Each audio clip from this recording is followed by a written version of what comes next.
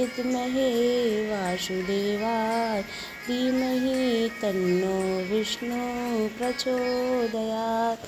ॐ ह्रीं कार्तिजानय नाम राजा बाहुशस्त्रवाना वास्य स्मरणे मात्रणे हत्य नष्ट वालाभ्ये। जय श्री कृष्ण मित्रों, मैं प्रियंका स्वागत करती हूँ आपका जीवन और अध्यात्म में। मित्रों, आज मैं आप लोगों के लिए लेके आई हूँ अजय एकादशी की जानकारी और कहानी। अजय एकादशी का व्रत कब रखा जाएगा, उसकी पूजन विधि क्या है और साथ में हम सुनेंगे अजय एकादशी की कहानी। वैदिक पंचांग के अनुसार भाद्रपद मास के कृष्ण पक्ष की एकादशी तिथि का आरंभ गुरुवार 29 अगस्त को देर रात 1:19 पर होगा। वहीं इसका समापन शुक्रवार को 30 अगस्त को देर रात 1:37 पर होगा। उदय तिथि के अनुसार अजया एकादशी का व्रत 29 अगस्त 2024 को रखा जाएगा।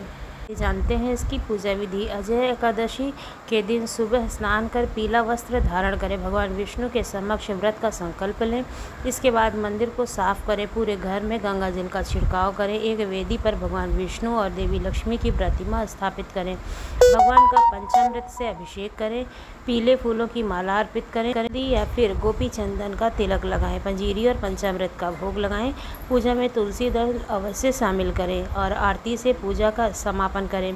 पूजा में हुई गलतियों के लिए क्षमा प्रार्थना अवश्य करें। अगले दिन पूजा पाठ के बाद अपने व्रत का पारण करें। एक बार अर्जुन भगवान श्री कृष्ण से कहते हैं, हे पुंडरीकाक्ष, मैंने सावन शुक्ल एकादशी अर्थात पुत्रदा एकादशी व्रत का सविस्तार वर्णन सुना है। आप कृपया करके मुझे भाद्रपद मास के कृष्ण पक्ष की एकादशी के विषय में बताइए। इस एकादशी का क्या नाम है, इसका विधान क्या है, इस व्रत को करने से किस फल की प्राप्ति होती है। कृष्ण ने कहा, हे कुंती पुत्र, भाद्रपद मास के कृष्ण पक्ष की एकादशी को अजया एकादशी के नाम से जानते हैं। इसका व्रत करने से सभी प्रकार के पाप नष्ट हो जाते हैं। इस लोक और परलोक में मदद करने वाली इस एकादशी व्रत के समान संसार में कोई दूसरा व्रत नहीं है।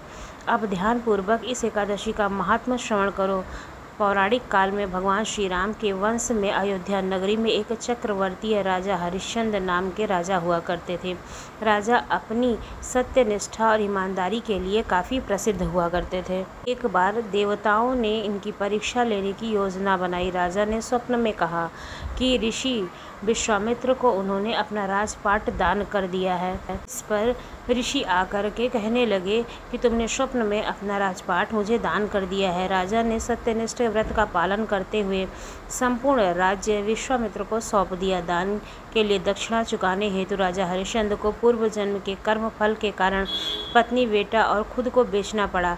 हरिश्चंद्र को एक डोम के यहाँ खरीद लिया गया और शमशान भूमि में लोगों के दाह संस्कार का काम मिला उन्हें। स्वयं वह एक चांडाल का दास बन गया। उसने उस चांडाल के यहाँ कफन लेने का काम किया, किंतु उसने इस आपत्ति के काम में भी सत्य का साथ कभी नहीं छोड़ा। जब इसी प्रकार उन्हें कई वर्ष बीत गए तो उसे अपने एक नीच कर्म का बड़ा ही दुख हुआ और वह इससे मुक्त होने का उपाय खोजने लगे। वह सदैव इसी चिंता में रहने लगे कि मैं क्या करूं, किस प्रकार इस नीच कर्म से मुक्ति पाऊं। एक बार की बात है, वह इसी चिंता में बैठे हुए थे कि गौतम ऋषि उनके पास आए। हरिश्चंद्र ने उन्हें प्रणाम किया और अपनी दुख भरी कथा सुनाने लगे। राजा हरिश्चंद्र की दुख भरी कहानी सुनकर महर्षि गौतम भी अत्यंत दुखी हुए और उन्होंने राजा से कहा, हे राजन, भादो मास के कृष्ण पक्ष की एकादशी तिथि का नाम अजय एकादशी है। तुम उस एकादशी का विस्तार पूर्वक व्रत करो तथा रात्रियों को जागरण करो, इससे तुम्हारे सभी पाप नष्ट हो जाएंगे।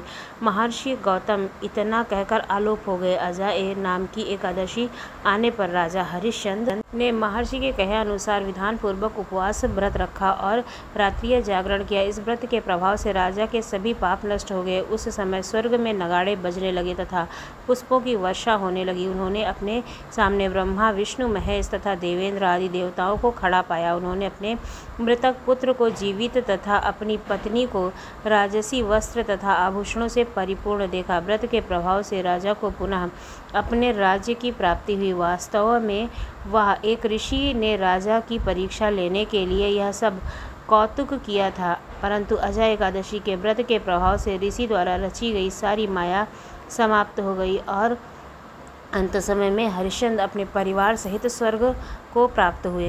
भगवान श्री कृष्ण कहते हैं, हे राजन, यह सब अजय एकादशी व्रत के प्रभाव से हुआ था। जो मनुष्य इस उपवास को विधान पूर्वक करते हैं तथा रात्रि जागरण करते हैं, उनके सभी पाप नष्ट हो जाते हैं और अंत में वे स्वर्ग को प्राप्त होते हैं। इस एकादशी की व्रत कथा के श्रवण मात्र से ही अश्वमेध यज्ञ के फल की प्राप्ति हो जाती है। बोलो हरि कृष्णा हरि हरि हरे।